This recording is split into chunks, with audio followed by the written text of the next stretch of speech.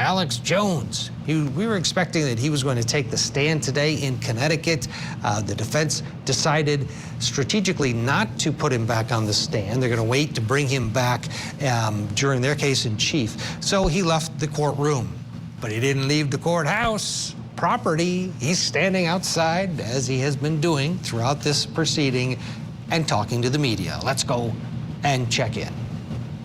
So this is basically as rigged as you can get. And they also keep accusing me of making money off Sandy Hook. I don't make money off of any of the stories we cover. We have the show we do, then we have ads that air just like any other show on radio or TV or cable.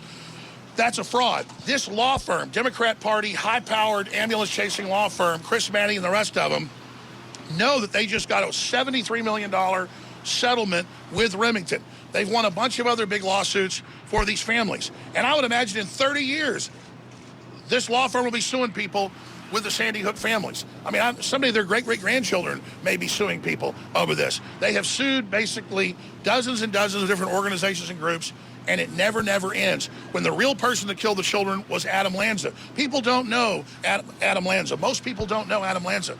When people walk up to me and say, you shouldn't be covering Sandy Hook, I haven't talked about it in years. I've said it happened years ago, apologized 4 or 5 years ago. They say, stop talking about it. Stop making money on it. It's not me making money. They made $73 million off of this. And now they've got these huge judgments in Texas against me. It's absolutely preposterous. Super quick, how you feel about your testimony yesterday, if you feel like sharing that with us? Well, the main reason I'm not testifying today with my defense lawyer is because there's no need. Chris Manny completely destroyed himself. He put up a bunch of twisted disinformation and lies. I was barred from even defending myself, and so I had to just sit there while he lied and lied and lied. Then he had this big Perry Mason moment where he blew up and started screaming at me, wouldn't be quiet when the judge said, so she couldn't sanction me because she wasn't willing to sanction him. Norm Pattis, my lawyer, told me this morning, if he'd have done what Chris Manny did, he would have been in jail guaranteed.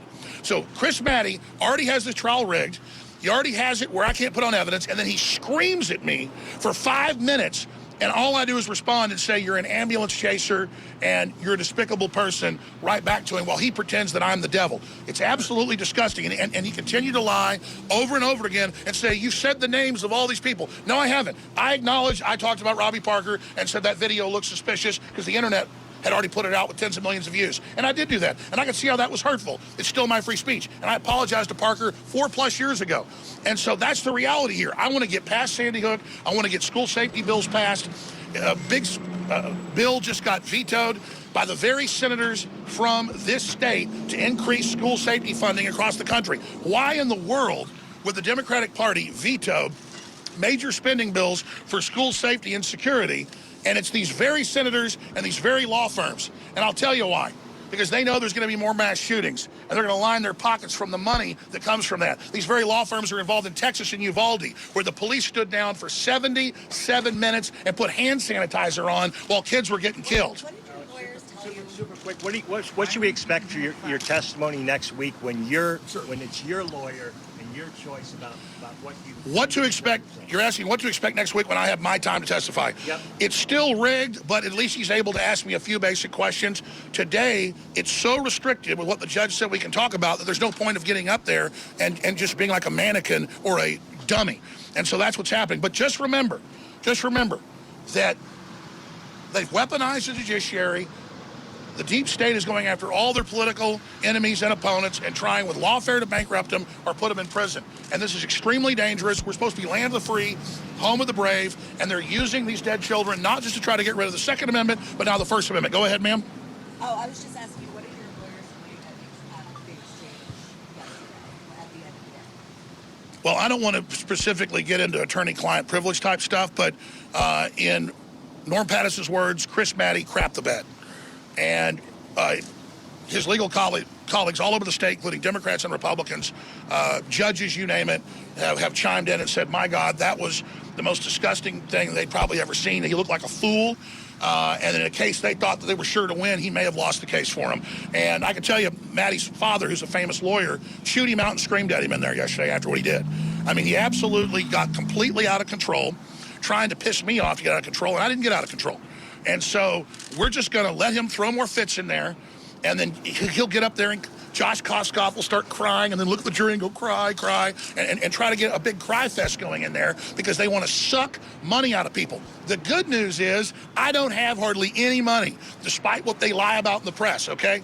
You know, if I have gross sales of $60 million a year, but then I have all this crew and all this advertising and all the legal fees, and I get paid a couple $1 million a year, and after I pay taxes, and after I pay for everything else, I am almost completely out of money.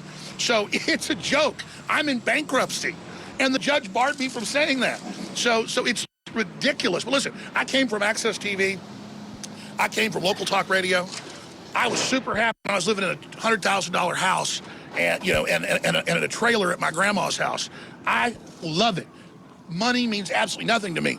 I've raised this money to build an independent media system with my own satellite uplinks, my own reporters, my own crews, and we try to tell the truth. We've broken thousands of big stories, and we've gotten dozens of stories wrong. All right, Alex Jones outside the courthouse there in Connecticut. Not mincing words, as always. Casey Early is still with us, along with Karen, Felicia, Nance.